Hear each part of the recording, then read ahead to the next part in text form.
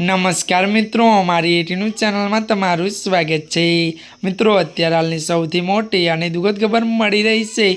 दुखद समाचार 1150 यात्रीओना मौत। जी हाँ मित्रों, विगतवार बात करिए तो एक मोटा दुखद समाचार मळी रह्या छे। 1150 यात्रीओना मौत थया छे।